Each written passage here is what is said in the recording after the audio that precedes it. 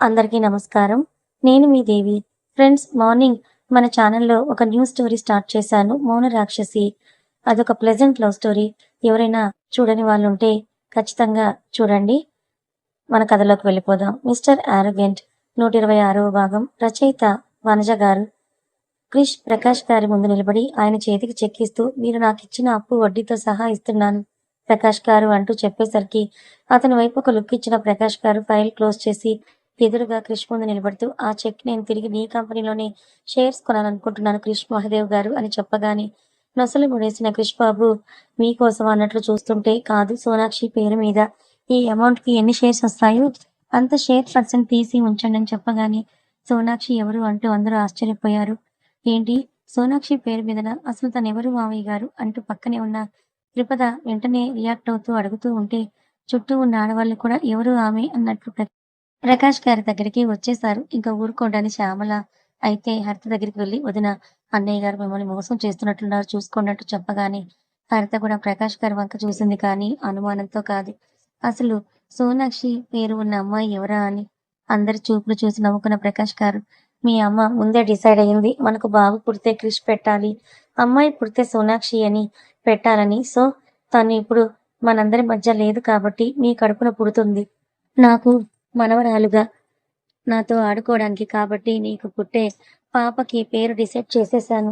నా మనవరాలి పేరు మీదే ఇప్పుడు షేర్స్ కొనాలనుకుంటున్నానంటూ ప్రకాష్ గారు క్లారిఫై ఇవ్వడంతో అందరూ అవునా అన్నట్లు నవ్వుకున్నారు. క్రిష్ ఆ చెక్ రిటర్న్ తీసుకుంటూ తన కంపెనీ ఫైనాన్షియల్ మేనేజర్ కాల్ చేసి, రేపు సోనాక్షి పేరు మీద ఇంత అమౌంట్‌కి ఎంత పర్సెంటేజ్ షేర్ వస్తుందో అంతా ఆ నేమ్‌తో కొన్ని ఉంచు. గార్డియన్‌గా ప్రకాష్ మహదేవ్ అనే పేరు పెట్టు అంటూ ఆర్డర్ వేసి ఫ్రెష్ అవ్వడానికి వెళ్ళిపోయాడు. ఇక మళ్ళీ ఎవరి పనుల్లో వాళ్ళు వెళ్ళిపోగానే హరిత ప్రకాష్ గారి పక్కకు వచ్చి, మంచి పని చేశారు బావ అని చెప్పగానే, ఇది నేను క్రిష్ డబ్బులు అడిగిన రోజే డిసైడ్ అయ్యానని చెప్తూ ఉంటే, అప్పుడు మీరు అనుకోగానే ఇప్పుడు వీళ్ళు సోనాక్షి అన్న పేరు పెడతారా బావ? ఆ పేరు మీద షేర్స్ ఏమన్నావు అంటూ హరిత అడిగేసరికి ఖచ్చితంగా పెడతారు. తమ అమ్మకి ఇష్టమైందని తెలిపాక క్రిష్ పెట్టకుండా ఎలా ఉంటాడని చెప్తూ మిగతా వర్క్‌లో ఎంగేజ్ అయిపోయారు ప్రకాష్ గారు. ఇలాగే వారం రోజులు గడిచిపోయింది. కవిత వర్క్ చేసుకుంటున్న ఆర్య దగ్గరికి వచ్చి, నీ కంపెనీ ఎప్పుడు ఇనాగ్రేట్ చేస్తున్నావు? ఒకేసారి పాపో, బాబో పుట్టాక చేస్తే బెటర్ కదా అంటూ చెప్పగానే, మమ్మీ నువ్వు ఏ కాలంలో ఉన్నావు? ఇప్పుడు నేను 9 మంత్స్ వెయిట్ చేసి ఎంప్లాయీస్‌ని మన ఇంటికి తెచ్చి వర్క్ చేయించుకోనా? అంటూ వర్క్ బిజీలో ఉన్న ఆర్య విసుగ్గా అడిగేసరికి, ఆహా! అలా కాదురా, అంటే బృంద ప్రెగ్నెంట్ కదా! తనలా ఉండగా కొత్త పనులు ఏవీ కూడా మొదలు పెట్టకూడదు అని అంటున్నానంటూ కవిత చెప్తే, నేనేం బిల్డింగ్ కట్టట్లేదు కదా మమ్మీ! ఆల్రెడీ కట్టేసిన బిల్డింగ్ కొనుక్కున్నాను. జస్ట్ తనొచ్చి రిబ్బన్ కట్ చేస్తుందంతే. పైగా పొట్టలో బేబీ ఉంది కాబట్టి నేనింకా డబుల్ లక్కీగా ఫీలవుతున్నాను. నెక్స్ట్ మండే ఓపెన్ చేద్దాం అనుకుంటున్నానని ఆర్య అనగానే, మామిడికాయ ముక్కలు ప్లేట్‌లో వేసుకొని వాళ్ళ దగ్గరికొచ్చిన బృంద, ఒకసారి ఆలోచించు ఆర్య, ఇనాగ్రేషన్ మళ్ళైనా పెట్టుకోవచ్చు కావాలంటే. ఏదైనా బిల్డింగ్ రెంట్‌కి తీసుకొని బేబీ పుట్టే వరకు అక్కడ ఎంప్లాయీస్‌తో వర్క్ చేయించుకో అని బృంద చెప్పినా కూడా, ఏం కాదు నాకు లక్కీనే అని చెప్తున్నాను కదా అంటూ అక్కడే ఉంటే అత్తాకోడలు డిస్టర్బ్ చేస్తారని తన పెన్సిల్, స్కెచ్, ఆర్ట్ బుక్ అన్నీ తీసుకొని పక్కకి వెళ్ళిపోతున్న ఆర్య, నువ్వేంటి ఎప్పుడు ఆ మామిడికాయల మీద పడ్డావు? వేడి చేస్తుంది ఆ బేబీకి అని అనగానే, అబ్బో! అంటే నీ బేబీకి వేడి చేస్తుంది కానీ, ఆ బేబీని మోస్తున్న నాకేమైనా అవుతుందని భయం లేదా? అంటూ ఆమె అడగగానే, నువ్వంటే బయటకు చెప్తావు కదా! తను చెప్పలేదు. మరి డ్యాడీగా ఆ మాత్రం నేను కేర్ తీసుకోవద్దా? అంటూ ఆర్య అనగానే, Arya it's just few weeks baby అంతే. కనీసం ఆ బేబీకి ఆర్గాన్స్ కూడా సరిగ్గా ఫామ్ అయి ఉండవు. ఎందుకు నువ్వు అంతగా ఎక్సైట్ అవుతున్నావు అంటూ బృంద అడిగేసరికి, కొన్ని రోజులు వెయిట్ చేస్తే అవుతుందిలే కానీ, ఇప్పుడు కూడా నా బేబీనే కదా అని చెప్తూ ఆమె ప్లేట్‌లో ఒక ముక్క తీసుకొని వెళ్తూ ఉంటే, వాడు చెప్పింది కూడా నిజమే కదా బృంద. ఈ మధ్య మామిడికాయలు మరి ఎక్కువగా తింటున్నావు నువ్వు. నీకు కూడా వేడి చేస్తుందమ్మా అని కవిత అంటున్నా కూడా, ఏమో అత్తయ్య, నాకసలు ఏం తినాలని అనిపించడం లేదు ఈ మామిడికాయ తప్ప అని బృంద చెప్పేసరికి, సర్లే తిను కానీ ఇక నుంచి లిమిట్‌గా ఉండు. నీకోసం మామిడికాయ చిత్రాన్నం చేసుకొస్తాను అంటూ ఆవిడ కిచెన్‌లోకి వెళ్ళేసరికి, మామిడికాయ తినొద్దన్న అత్తగారే దాంతో పులిహోర తీసుకొస్తానని చెప్పేసరికి నవ్వుకుంటూ తన ప్లేట్‌లో ముక్కల్ని ఖాళీ చేసే పనిలో పడింది బృంద. అనుకున్నట్లుగానే ఎవరు ఏం చెప్పినా కూడా ఆర్య తన డెసిషన్ మార్చుకున్నట్లు డిజైనర్ స్టూడియోని ఓపెన్ చేశాడు. దాని పేరేదో కాదు, ఏబీ డిజైనింగ్ హబ్ అన్న పేరుకి అతడి పక్కకు వచ్చిన క్రిష్ బాబు నైస్ నేమ్ అని చెప్పగానే, బావా నువ్వు నన్ను పొగిడావా అని అంటూ అతను అడగగానే, కదా! నాకు కూడా అదే డౌటొస్తోంది. నువ్వు పొగడ్డం కంటే 4 తనడమే బెటర్ అని క్రిష్ అనగానే, నీకంత ఛాన్స్ నేనిప్పుడు ఇవ్వనులే. నన్ను తంతూ ఉంటే అప్పట్లో గాని చెల్లెలు ఏమి కొట్టన్నయ్య కొట్టు మారిపోవాలని చెప్పదు. I am the best husband అని ఓ యాటిట్యూడ్ చూపిస్తూ, నువ్వు నన్ను కొట్టినా అన్ని దాన్లకు ఖచ్చితంగా పగ తీర్చుకుంటా. నాకు పుట్టే పాప మామ అంటూ నీ జుట్టు పీకేలాగా ఉండాలి బావ అంటూ ఆర్య చెప్పగానే, ఏమనకూడదు. అల్లరి చేసినా ఆ మామకు సంతోషమే కదా! నా మేనకోడలే కదా! పద అక్కడ రిబ్బన్ కటింగ్ జరుగుతోంది అని అంటూ బావ, బామర్ది ముందుకు వెళ్ళగానే రిబ్బన్ కటింగ్ ఎదురుగా నిలబడిన బృంద ఆర్యను కూడా ఒక చెయ్యి వేయమనగానే ఆ ఏబీ డిజైనింగ్ హబ్‌ని A for Arya, B for Brinda open చేశారు. నరేంద్ర అయితే మామూలు సంతోషంగా లేడు. ఇంకో బిజినెస్ కొడుకు స్టార్ట్ చేశాడనగానే తెగ ఉప్పొంగిపోయాడు. దానికి కూడా వేరే పంతులు గారి అవసరమే లేకుండా బృందావనంలోనే వెకేషన్‌కి ఉన్నట్లుగా ఉన్న శర్మగారు, శాస్త్రి గారి ఆ పదవిని తీసుకుంటే అక్కడ కూడా దిగ్విజయంగా ఆర్య వెనకాల మీద నిలబడిపోయాడు. చుట్టూ వాల్స్‌కి ఉన్న పెయింటింగ్స్, ఇంటీరియర్ చైర్స్‌తో సహా తన డిజైనర్ టాలెంట్‌ని చూపిస్తూ అరేంజ్ చేసిన అతని తీరుకు క్రిష్ అబ్బో! అనుకున్నాడు. అతని పక్కకొచ్చిన నరేంద్ర చూసావా నా కొడుకు బిజినెస్ స్టార్ట్ చేశాడు. దీన్ని ఎలా మూసేయిస్తావు నేను కూడా చూస్తానంటూ పెద్ద ప్రగల్భాలు పలుకుతూ ఉంటే నువ్వంటే చేసేది అన్నీ ఇల్లీగల్ పనులు కాబట్టి మూసేయించాను. వాడేం అలా చేయడు. పొరపాటున నువ్వేదన్నా హస్తం వేసి దీన్ని ఇల్లీగల్ చేయాలని చూసి ఏవైనా కుతంత్రాలు చేశావనుకో ఖచ్చితంగా శ్రీకృష్ణ జన్మస్థలానికి పంపిస్తాను. ఇప్పుడిప్పుడే వాడు దారిలో పడుతున్నాడు. నీ కుళ్ళు బుద్ధంతా కన్ను కొడుకు మీద చూపించి వాడి జీవితాన్ని నాశనం చేయడానికి ట్రై చేయకు. నీదేముంది అంతా అయిపోయింది. మా ఇంట్లో ఉన్నప్పుడే మినిస్టర్ అయ్యి ఏవేవో పిచ్చి పనులన్నీ చేసి డబ్బులు సంపాదించావు. ఇంకేముంది మీ ఇంటికి వారసుడు కూడా రాబోతున్నాడు. సంతోషంగా ఉన్న సక్రమమైన పనులన్నీ చూసుకుంటూ పుట్టేవాడిని ఎలా పెంచాలి, వాడితో మీసాలు ఎలా లాగించుకోవాలని ప్రాక్టీస్ చేసుకో పో. ఈ బిజినెస్‌లో నీ హ్యాండ్ అవసరం లేదు అస్సలు అంటూ క్రిష్ నిర్మొహమాటంగా ముఖం మీదే అతనికి చెప్పేయడంతో ఉడికిపోయిన నరేంద్ర ఉడుక్కుతూనే అక్కడి నుంచి వెళ్ళిపోయాడు.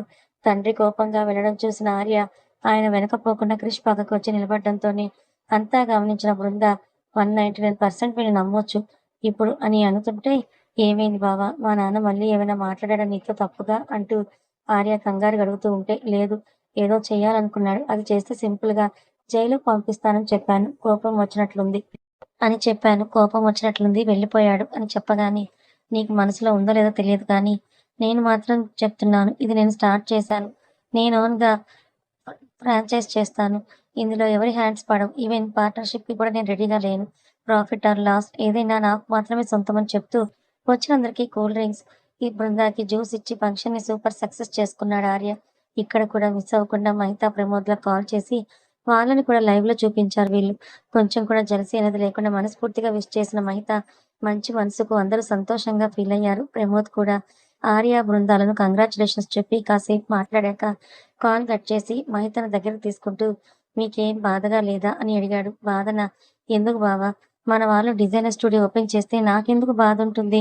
పైగా హైదరాబాద్‌కి వెళ్ళాక నా శారీస్, బ్లౌజెస్‌కి వర్క్స్ అన్నీ ఖర్చు లేకుండా అన్నయ్యనే డిజైన్ చేయించిస్తాడంటూ ఆమె నవ్వుతూ వచ్చిన టమోటా రైస్ కలుపుతూ ఉంటే బ్యాక్ హగ్ చేసుకున్న ప్రమోద్ అలా కాదే మీ అక్క ఒక సంస్థకి సీఈఓ అవుతోంది. బావ సొంతంగా కంపెనీ పెట్టాడు. ఇప్పుడు అన్నయ్య అని పిలుస్తున్న ఆర్య కూడా ఓన్ బిజినెస్ స్టార్ట్ చేశాడు. మరి ఎంప్లాయీ లాగా మిడిల్ క్లాస్‌లో ఉన్నది మనమే కదా!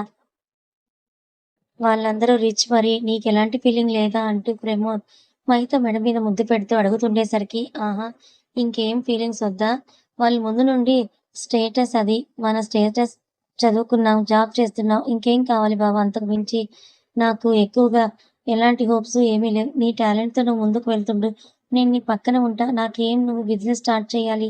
అక్క రిచ్ కదా! ఆ బృంద రిచ్ కదా! నువ్వు కూడా ఏదైనా బిజినెస్ స్టార్ట్ చెయ్యి అని ఫోర్స్ అయితే నేను చెయ్యను. ఒకవేళ నువ్వు జాబ్ మానేసి గుడికి వెళ్లి పౌరోహిత్యం చేస్తా అన్నా కూడా నాకు సంతోషమే. లేదా పొలం కొని వ్యవసాయం చేస్తా అన్నా కూడా నాకు సంతోషమే అంటూ మహిత చెప్పగానే ఆ మెచ్యూరిటీకి ఇంకా మురిసిపోయిన ప్రమోద్ బాబు మెడ మీద ఉన్న పెదవుల్ని అలా కిందకి సాగిస్తూ స్టవ్ ఆఫ్ చేసి డిన్నర్ ఆర్డర్ చేస్తాను రూమ్‌కి పద అంటూ ఆమెను 2 చేతులా లిఫ్ట్ చేసి బెడ్‌రూమ్‌లోకి తీసుకొని వెళ్తాడు. ఇంకేముంది డిన్నర్ క్యాన్సిల్, నిద్ర క్యాన్సిల్.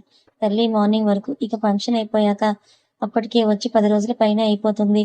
మేము ఇంకా వెళ్ళిపోతాం అంటూ శాస్త్రి గారు, శర్మ గారు పట్టేసరికి ఎక్కడికి వెళ్ళేది?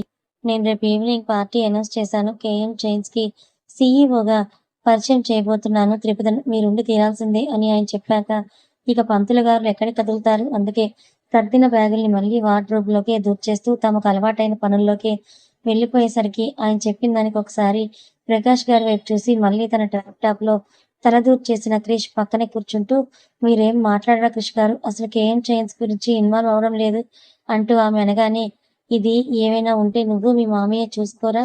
నన్ను ఇందులోకి ఇన్వాల్వ్ చేయకండి" అని చెప్పేసి అక్కడే ఉంటే ఆమె ఇంకా ఏదో ఒకటి మాట్లాడుతూనే ఉంటుందని చెప్పి సుందరి దగ్గరికి వెళ్ళిపోయాడు క్రిష్ బాబు. రోజులు కష్టాల్లో ఉన్నప్పుడు మన మనసుకు అనిపిస్తుందేంటి ఇంత స్లోగా టైం గడుస్తోందని. సంతోషంలో ఉన్నప్పుడు నిమిషాల్లో రోజులు మారిపోతున్నట్లుగా అనిపిస్తాయి. అందుకే ఏ ప్రాబ్లమ్స్ లేవు కాబట్టి నెక్స్ట్ డే ఈవినింగ్ ఫాస్ట్‌గా అయిపోగానే తిరుపతి కోసం రెడీ చేసిన డ్రెస్ డిజైన్ చేయిస్తానంటూ ప్రకాష్ గారు చెప్పినా కూడా వద్దు మామయ్య గారు నేనే రెడీ అవుతా అని చెప్పి వందల మంది అటెండ్ అయిన కేఎం చైన్స్ పార్టీకి తనదైన స్టైల్‌లో వాలు జడ, చెంపస్వరాలు, పెద్ద బుట్టలు, జడ నిండా తురిమిన కనకాంబరాలు, పెద్దంచు పట్టు చీర, మెడలో చిన్న హారం, నల్ల పూసలు, కాసుల పేరు, చేతికి రవ్వల గాజులు, కాసుల పేరు తప్ప అన్నీ రాళ్ళ ఆభరణాలే. ఆమె ఒంటి మీద చూడ్డానికి ట్రెడిషనల్‌గా ఉంది. ప్లస్ హుందాగా కూడా కనిపిస్తోంది. ఆమె పక్కన క్రిష్ బాబు మాత్రం మంచి సూట్‌లో ఉన్నాడు. ప్రకాష్ గారు స్టేజ్ మీద తన పేరు అనౌన్స్ చేయగానే హుందాగా స్టెప్స్ ఎక్కి మైక్ అందుకున్న ఎక్కువగా పొగిడించకుండా, ఏమీ మాట్లాడకుండా నాకు ఈ అవకాశాన్నిస్తూ నా మీద నమ్మకం పెట్టుకున్న మా మావయ్య గారిని ఎక్కడా తలదించుకోనివ్వకుండా చేస్తాను. మా అత్తయ్య గారు స్థాపించిన ఈ సంస్థ కోసం ఇక నుండి శ్రమిస్తాను. మా ఆహ్వానాన్ని మన్నించి వచ్చిన ప్రతి ఒక్కరికి కృతజ్ఞతలు అని చెప్పి స్టేజ్ దిగేసింది. చీర లోపల కాళ్ళు వణుకుతున్నాయని ఆమెకు మాత్రమే తెలుసు. కానీ క్రిష్ కింద నుండి సూటిగా పదం వైపే చూస్తూ ఉండడంతో కాన్ఫిడెన్స్ తెచ్చుకున్న త్రిపద తన వీక్‌నెస్‌ని ఎవరికీ కనిపించకుండా స్ట్రెంగ్త్‌ని మాత్రమే బయటకి కనపడేలాగా ఎక్స్‌పోజ్ అయింది. అది తను క్రిష్ దగ్గర నుండి నేర్చుకున్న మొదటి పాఠం. ఇక అందరూ డ్రింక్స్, స్నాక్స్‌లో పడిపోగానే ప్రకాష్ గారి చుట్టూ చేరిన కొంతమంది బిజినెస్ పర్సన్స్ "ఏంటండి ప్రకాష్ గారు, మీ తర్వాత వారసుడు క్రిష్ బాబు కదా! సరే అతనికి ఇంట్రెస్ట్ లేకపోయినా ఇప్పటి వరకు మన దగ్గర ఉన్న జనరల్ మేనేజర్స్ నుండి ఎవరినైనా సెలెక్ట్ చేసి సీఈఓగా చేయొచ్చు కదా! అమ్మాయి చూడండి అసలు చిన్న పిల్లలాగా ఉంది. పైగా చాలా పాతకాలం అమ్మాయిలాగా కనిపిస్తోంది. ఇన్ని రోజులు మీరు డౌన్ అవ్వకుండా చూసుకున్న ఈ కేఎం చైన్స్ మొత్తం తీసుకెళ్ళి తన చేతుల్లో పెడుతున్నారు. చూసుకోండి మరి. ఒక పిల్లర్ కొంచెం అటు ఇటు కదిలినా కూడా బిల్డింగ్‌నే కూలిపోతుందని ఒక ఆయన అంటూ ఉంటే నవ్వితే, అసలు ఆ చీర కట్టుకొని రావడం మరీ పల్లెటూరు బయటలాగా ఉంది. అలాంటి అమ్మాయిని ఫస్ట్ మీరు ఇంటి కోడలుగా ఎందుకు చేసుకున్నారు అంటూ ఒకరు నాకు డౌటే ఖచ్చితంగా చూస్తారు అంటూ ఒకరు మాట్లాడుతూ ఉంటే, స్పైడర్ స్మైల్ ఇచ్చిన ప్రకాష్ గారు don't judge book by its cover అని సింగిల్ లైన్‌లో చెప్పేసి పార్టీ అయిపోయాక అలసిపోయి ఎక్కడ వాళ్ళక్కడ బృందావనంలో పడిపోయారు. డ్రెస్ చేంజ్ చేసుకొని బెడ్ దగ్గరికి వెళ్ళబోయిన క్రిష్ ఎలా ఉందో అలానే సోఫాలో కూర్చొని తెగ ఆలోచిస్తున్న పదం దగ్గరికి వెళ్లి, "ఏంటి మేడం పడుకోకుండా ఇంకా థింక్ చేస్తున్నారంటూ అతను అడగగానే క్రిష్ నడుము చుట్టూ చేతులు వేసిన త్రిపద తను విన్నవి అంటే ఇందాక ప్రకాష్ గారితో తమ పార్ట్నర్స్ అన్నది మొత్తం క్రిష్‌కి చెప్తూ, "నిజంగానే నీ పదవికి సరిపోయేదాన్నే అంటారా క్రిష్ గారు? స్టేజ్ మీదైతే అలా చెప్పాను కానీ వాళ్ళందరినీ చూస్తూ నా వల్ల అవ్వదేమో అనిపిస్తోందంటూ బెంగగా ఆమె చెబుతూ ఉంటే ఆ టైంలో ప్రకాష్ గారితో ఎవరు మాట్లాడుతున్నారా అని ఒకసారి రీల్ వేసుకున్న క్రిష్ వాళ్ళందరి ఫేసులు మైండ్‌లో గుర్తుపెట్టుకుంటూ పక్కనోళ్ళ గురించి ఎప్పుడు పక్కనే పెట్టు. మైండ్‌కి, మనసుకి తీసుకోకు. నీకు కొత్తే కాదని చెప్పాను. కానీ నీ వెనక ఎప్పుడు నేనుంటానని కూడా చెప్పాను కదా! నీ మీద నీకు నమ్మకం రావడం లేదంటే నా మీద కూడా నమ్మకం లేనట్లే కదా! అంటూ అతను అనగానే తలెత్తి క్రిష్ కళ్ళల్లోకి చూసింది పదం. ఆమె నుదురు ఢీకొడుతూ ఎవరో అన్నారు. 9 PM to 6 AM only personal life అంటూ చెప్పగానే పదం పాప తెగ సిగ్గుపడుతూ ఉంటే ఆమె 2 చేతుల్లో ఎత్తుకెళ్లి బెడ్ మీద పడుకోబెట్టాడు క్రిష్ బాబు. అయ్యో! క్రిష్ గారు నేను డ్రెస్ చేంజ్ చేసుకోవడం మర్చిపోయాను. ఈ ఆలోచనలో పడి ఉండండి ఇప్పుడే వస్తానంటూ ఆమె లేవబోతూ ఉంటే పర్లేదులే పడుకో అంటూ క్రిష్ అనగానే కనీసం నగలైనా తీస్తాను క్రిష్ గారు అంటూ పదం చెప్తున్నా కూడా ఎలాగో తీసేసే వాటికి ఇప్పుడు నువ్వు తీసేయడం ఎందుకులే అంటూ ఆమె ఒంటి మీద నగలన్నీ ఒలిచి పక్కన పెట్టాడు. నగలతో పాటు ఆమె చీరను కూడా. ఇద్దరి ఏకాంతానికి డిస్టర్బ్ చేసే వాళ్ళు లేక ప్రణయ గీతం కంటిన్యూయస్‌గా సాగిపోయింది తెల్లారే వరకు. What happened? అట్‌లీస్ట్ రీజన్ అయినా చెప్పండి అంటూ ప్రమోద్ టెన్షన్ అవుతూ అటువైపు మేనేజర్‌తో మాట్లాడుతూ ఉంటే కంగారుగా అతని పక్కకొచ్చి కూర్చున్న మహిత "ఏమైంది బావ" అని అడగటంతో ఫోన్ స్పీకర్ ఆన్ చేశాడు Pramod Babu. "Sorry Pramod, I can't do anything. The company has officially fired you. అని చెప్పి కాల్ కట్ చేయగానే తన ఫోన్కి America to India flight tickets 2 mail రావడంతో తల పట్టుకొని కూర్చున్నాడు ప్రమోద్. వామ్మో, అందరి లైఫ్ బాగున్నాయనుకుంటే పాపం ప్రమోద్ జాబ్ని పీకేశారు. ఇప్పుడు ఇలా ఏం జరుగుతుందంటారు ఫ్రెండ్స్? నెక్స్ట్ తెలిస్తే కామెంట్ చేయండి. కథ నచ్చితే లైక్ చేయండి. Thank you so much for watching.